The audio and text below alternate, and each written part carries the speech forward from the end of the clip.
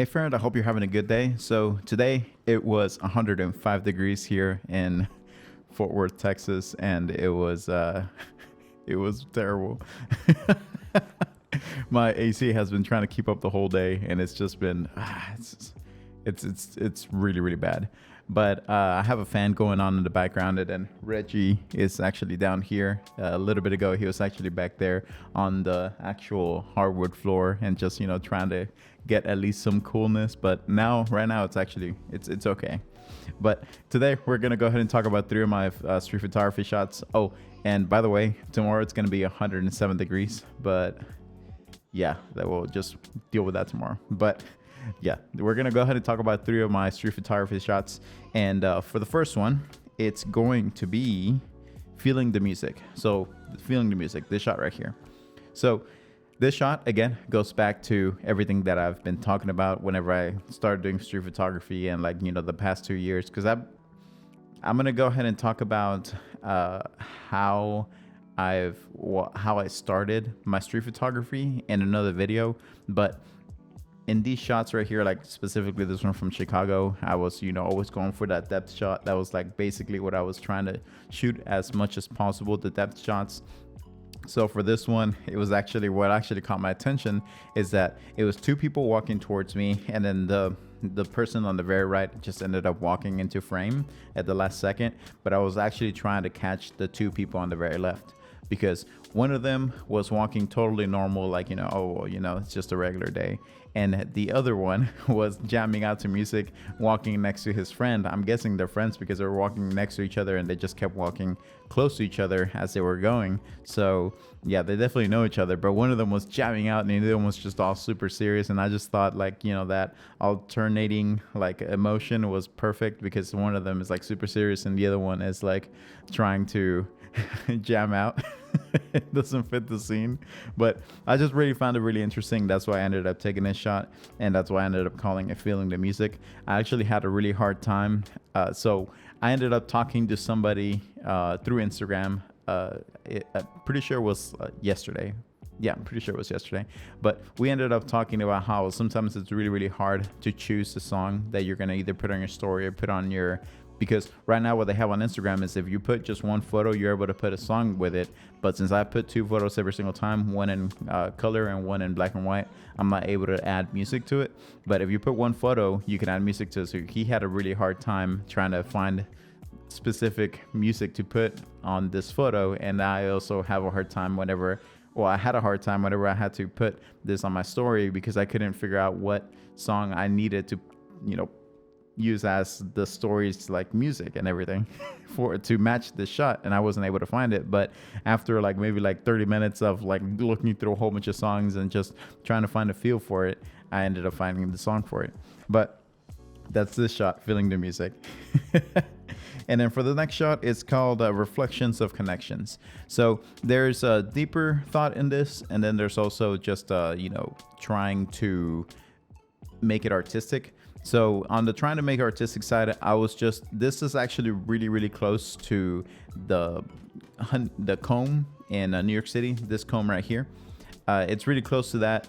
And there is a building because there's a mall around there, and then there's a building before you get to the mall that has this type of reflective surface. But what I ended up doing is that it was to a point to where you could see the people, and in this corner you could see the people on the other side of it, and then you could see the reflection of the people that are standing to the right side of the actual window.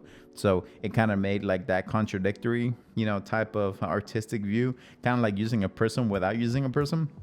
But that was basically what I was going for in this, because in between, if you see, there's two women that are reflected, that are actually standing on the right side, and then you can actually see there is a person that is standing there in between those two women, but you can't really notice it unless you really look at it. But there's actually a person standing there looking at their phone, and they're actually standing on the other side of the building. And then there's a person that's actually walking into frame, which is perfect because it just adds another subject. So it's like four people in this frame. But I just wanted to get that whole prism feel without having a prism, because I had forgotten my prism specifically for this New York City trip. But, it ended up working out anyways, and I ended up getting the reflections that I wanted. And reflections are your best friend whenever you are a street photographer as well. So just keep that in mind. You really love reflections if that's your style, or want to make it your style. Okay, for the next one, this one right here, it's called smoke break.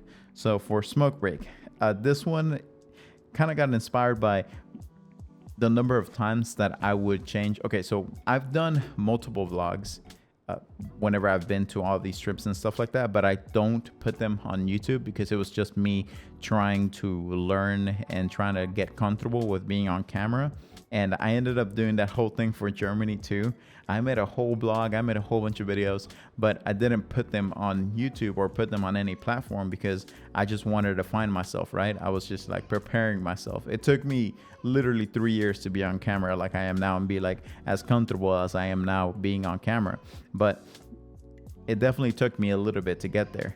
And this is one of those shots where, well, this pertains to that because whenever I would go and I would blog in these places and just talk to the camera and everything, I would always find nooks and crannies around the city because I don't want to be in people's way, especially in New York City or Soho where it's like extreme. I mean, in Times Square or Soho where it's extremely busy and there's people on the streets like trying to buy stuff or just trying to like walk by really quick and everything.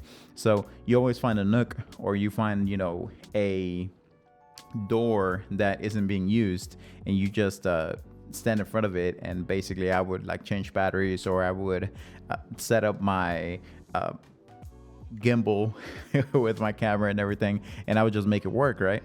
So that's one of the things that I ended up noticing and ended up using whenever I was in New York City. So once I started doing street photography and I was walking around and everything, after I ended up paying more attention to the nooks and crannies, and that's how I ended up getting this shot. And this is not the only shot that I've shot like this. I've shot a whole bunch of different ones. Like I said, most of the times that I go on trips, I take like at least 8,000 photos, like as far as street photography. And that's me taking at least 36 hours to 40 hours walking around and, taking pictures and everything of everything that I find interesting. So a lot of content. But this one specifically, she was in the nook and cranny and she was actually taking a break and she was smoking while checking on her phone, and everything is like completely busy all around her and everything. This is actually in Soho and everything's just going crazy. People are like trying to buy Nikes or just going from one store to the other and everything, just going crazy. And she's in that nook like just smoking and looking at her phone, just chilling. That sitting position, I've done it before to like try to, I guess, take a break and everything. It doesn't work out for me. It works out for some people, but it doesn't work out for me. I end up just getting tired after a little bit. But I have sat down like this before to like take a little break.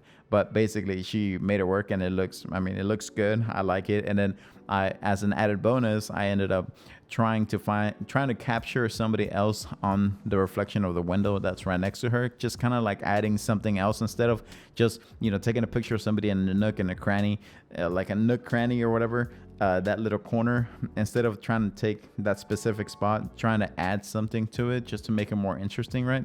And that's why I ended up using that window as a reflection. And once somebody walked by and I was sure that she was actually going to smoke, then I took the picture, and that's how I ended up getting this shot. But yeah, that's basically that shot.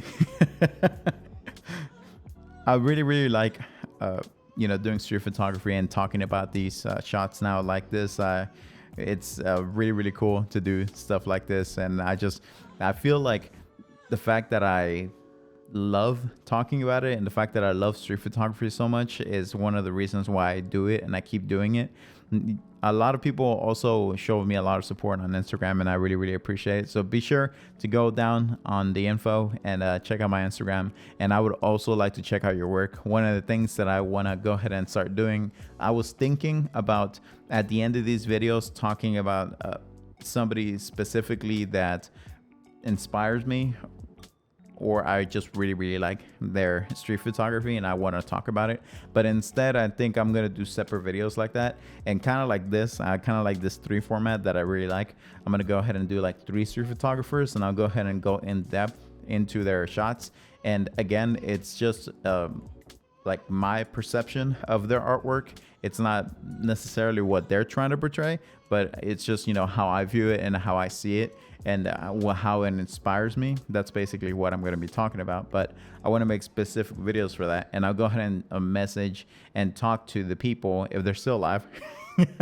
Some of these people aren't alive anymore, but if they're still alive, I'll go ahead and reach out to them and tell them, hey, is it cool if I talk about your street photography on my video? And I'll give you a shout out and basically give you like more people to see your work and everything, because that's one of the things that I am doing this for, is because I want my work to be out there. I want people to see my work, and I want this to be my legacy. I want people to like see a photo that I took and be like, oh, okay, well, this is specifically Eli's type of street photography. I can tell this is because of the colors, because of how he takes a shot, like this certain angle and everything. And I just want to make a trademark of specifically doing a specific type of street photography. And then people will be like, oh, okay, well, this is his work.